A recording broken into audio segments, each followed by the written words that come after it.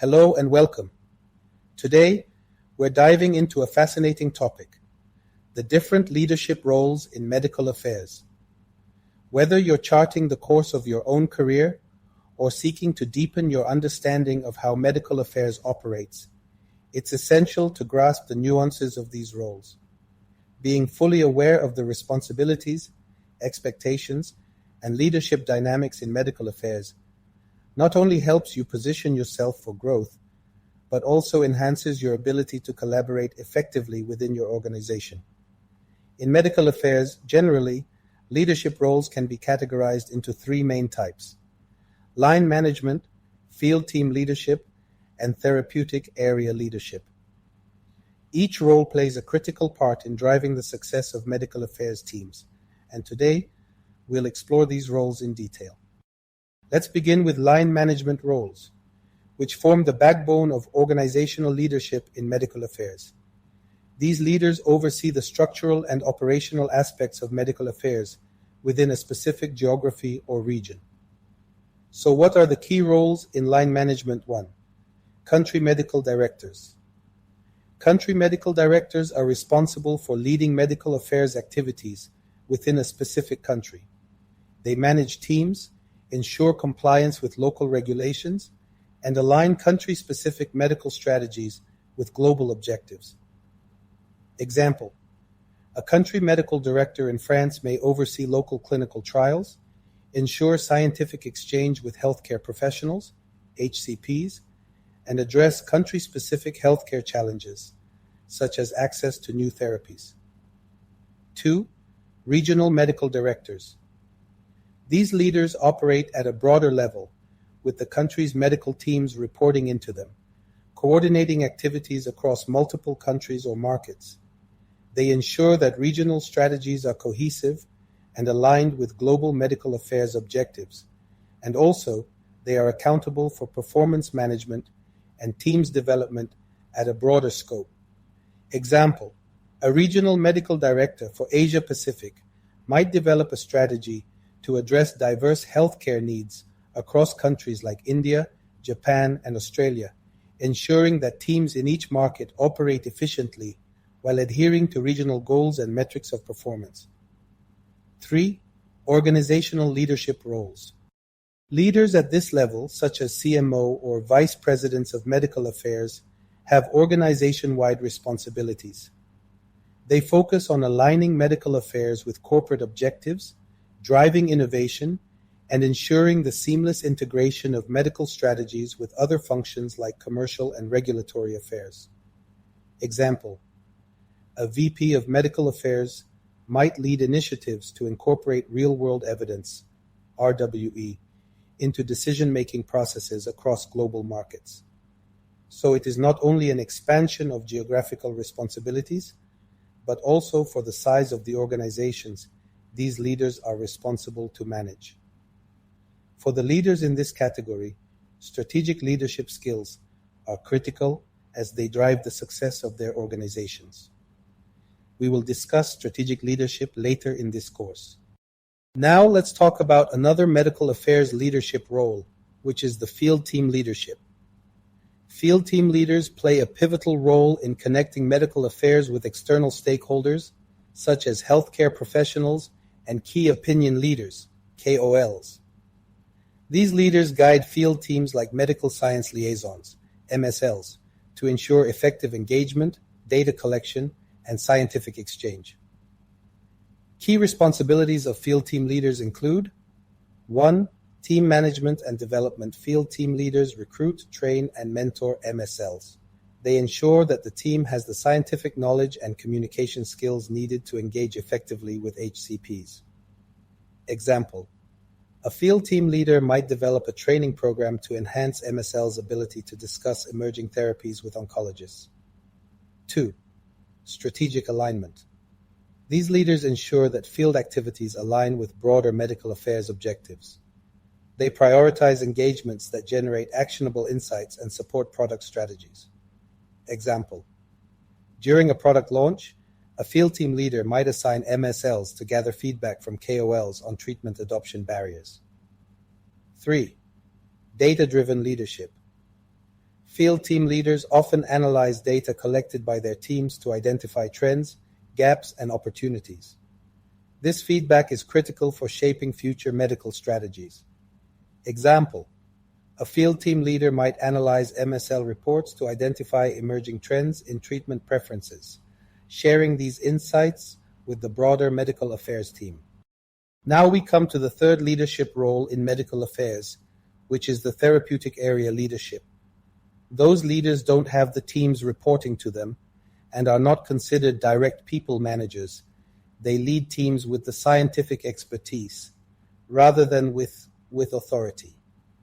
Therapeutic area leaders are subject matter experts who guide medical strategies within a specific therapeutic area, such as oncology, cardiology, or rare diseases. Their expertise ensures that the organization remains at the forefront of scientific advancements. The key roles and responsibilities of therapeutic area leaders include: 1. Scientific strategy development. Therapeutic area leaders design and implement strategies to support the organization's objectives within their area of expertise. This includes shaping clinical development plans, identifying unmet medical needs, and guiding publication strategies. Example: an oncology therapeutic area leader might collaborate with R&D to design studies addressing gaps in immunotherapy for lung cancer. 2. Stakeholder engagement. These leaders engage with external stakeholders such as KOLs, professional societies, and patient advocacy groups to build credibility and foster collaboration. Example: a therapeutic area leader in cardiology might serve as a speaker at international conferences to present real-world evidence supporting new treatments for heart failure. 3. Cross-functional collaboration. Therapeutic area leaders act as a bridge between medical affairs and other functions, such as regulatory, marketing, and clinical development teams. They ensure that strategies are aligned and grounded in scientific evidence. Example: a rare disease. Therapeutic area leader might work with commercial teams to develop educational materials tailored to physicians treating rare genetic disorders.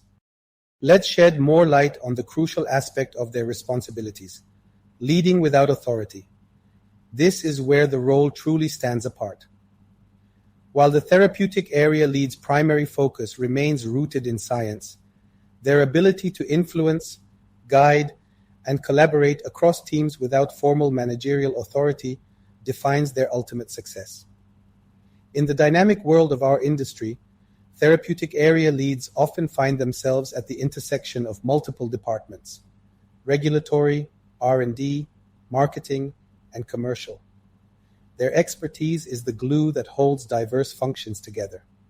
However, the challenge lies in ensuring that their voice is heard and their strategies are adopted, even when they don't have the formal authority to mandate actions.